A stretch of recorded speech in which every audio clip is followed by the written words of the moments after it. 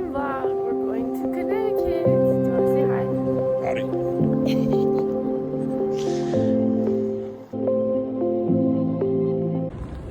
You know what time it is. I am presenting at the Conference of American Maritime Museums on a research paper I wrote about the Titanic for funsies. And so here we go. Come with me.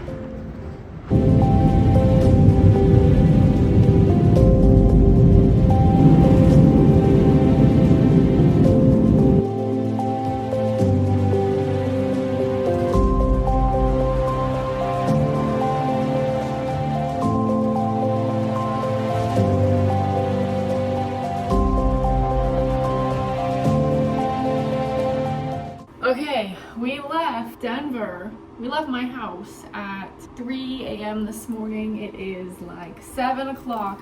I think it's 8 o'clock. We've finally made it to Mystic, Connecticut. It's time to present. I'm going to grad school at SUNY Maritime College in New York and online. I wrote a paper about the challenges facing the Pigeon Forge Titanic Museum in Tennessee for my Intro to Maritime Museums class. And like, funny enough, the Conference of American Maritime Museums was like, we love it, come present. And so I need to rehearse tonight, but one of my nails fell off, so I'm trying to get this nail glue open without breaking a nail. This area, if it's unlocked. All right, we're gearing up to head over to the Mystic Seaport Museum and go present. Here we go. Are you excited, Dad? Yeah, absolutely.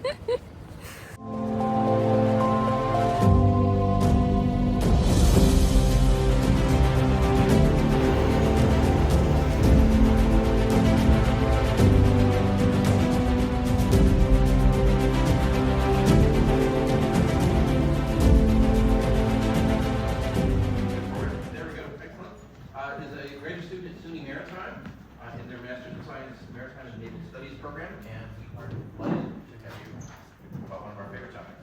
This is my presentation on the current and future challenges facing the Pigeon Forge Titanic Maritime Museum and how it can serve as a model for research. I interviewed Crystal Hopkins. She's the museum's research executive and administrative assistant. And yeah, I want to say thank you to my professor, David Allen, who's here, and my dad, he's here supporting me.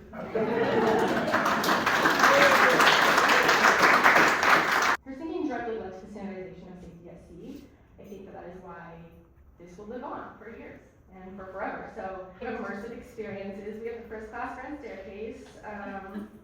There's water that is 28 degrees Celsius, which is 4 degrees below freezing, the actual temperature of the water that night.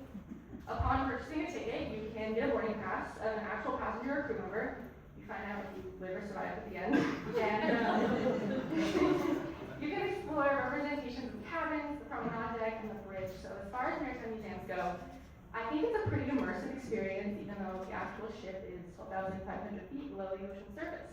Some of the critiques that the museum gets is that the gift shop sells these little Titanic keychains and pens where you can make the Titanic run into the iceberg. Yeah. A lot of tourist attractions across the world sell this stuff, but I mean, this is my first time seeing iceberg slime. That's kind of crazy. But that life belt right there is Madeline Astor's life belt. Life belts are a rare commodity from Titanic. They all got thrown out in the trash. Actually, last week, which is kind of cool, Laura Francatelli's life belt from Lifeboat 1, that lifeboat was famously only loaded with 12 people. Those lifeboats had capacity for 60. All the 12 people in that lifeboat, they signed it in pencil, and you can still see the little tiny pencil engravings. That lifeboat just sold for $900,000. We're probably gonna talk about AI, right? Isn't this ridiculous? The Titanic only had 4 funnels. Nothing was on fire. She sank into all the water.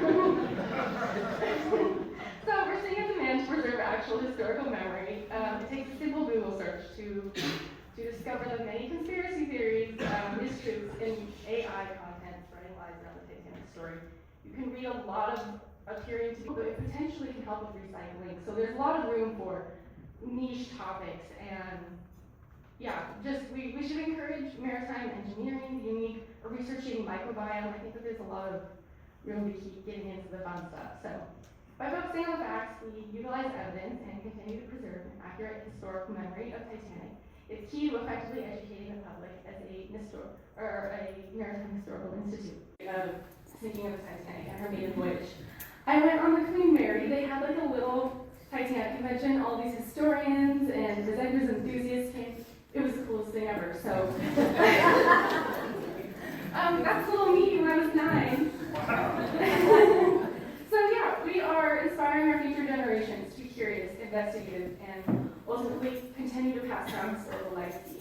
We're teaching the next generation's naval architects, engineers, scholars, historians, and heroes. You guys, that was crazy. I cannot believe I just did that, and I had the opportunity to do it. It was really cool. I was kind of nervous, but it's all fine. It all went good. It all went fantastic, and the opportunities that just opened for her are unbelievable. It was so cool. Yeah.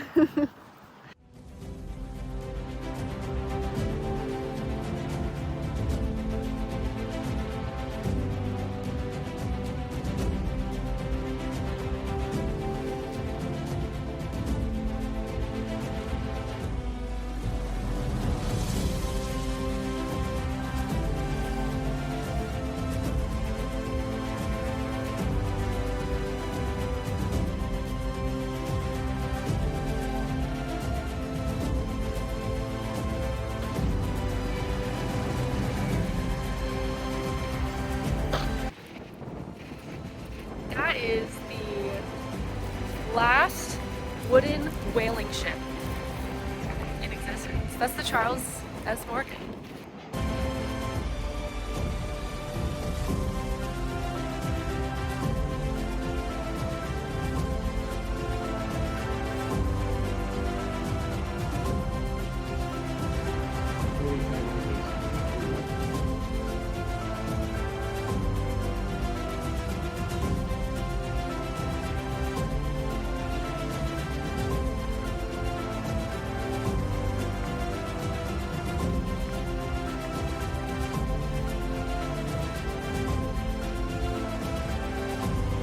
Okay, hey.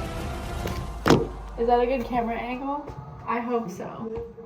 This door's gonna open. You guys, I had the craziest day. The Mystic Seaport Museum is so cool. It has the Charles S. Morgan, which was a ship built in 1841. I think built.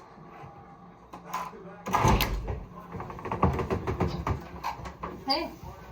I hear you through the door. That's great. Good for you. Well, I'm trying to reflect on the day, to the vlog, of course. I'm not just talking to the mirror. I didn't. Well. It was crazy. The Mystic people were so cool, so kind. Met cool people, and the museum was really awesome. And we got to explore into the archives of the museum, so like where they house a bunch of artifacts in the vault, which was just the coolest experience ever. Yeah, and Connecticut is cute. Do you like Connecticut? Yeah, man. Everything about it's freaking badass. I agree. Freaking really green. Yeah, and being by the sea, and you get to have like fun boats. I can't believe how dense the forest is when you look off the highway. I'm scared of ticks. What's that country song? Oh my god. It's, I want to check you for ticks.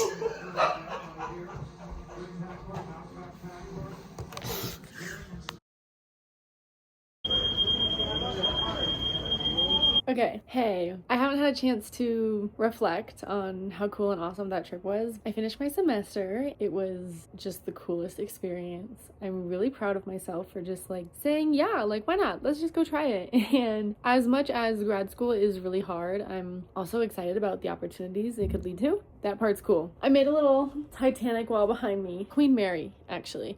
Like, it's basically just like the fun stuff I collected in the last couple of weeks in my travels. So I thought I would show you. Because we have, like a little, the like lineup from the Queen Mary. A map, my room key, postcards, drawings from Greg. I can't remember his name, but he's a Titanic pencil artist. Really cool. And then up there is a little splinter of Titanic wood, which is just so cool. And I have my Matt DeWinkler deck plans, of course. So yeah, anyways, I'm just like proud of myself and grateful for the opportunity to go do all this cool, fun Titanic stuff and stuff I'm passionate about. The love and reception I felt from the Mystic Seaport Museum. First of all, we have to talk about how cool that museum was because everyone was so nice and knowledgeable, and all of the cast was volunteers, people running the museum and like, you know, like talking to people and interacting and providing all this cool historical information. And that was probably what was most impressive to me, is like their team is so nice and kind and just like in it for the love of the game, and I loved it. I felt it. It was so cool. I would love to go work out there. I would love to go spend so much more time out there, really hang out at the museum and just like see what's going on. It's been so cool. So thanks for joining me. Quick little brief trip. Yeah, catch you in the next one.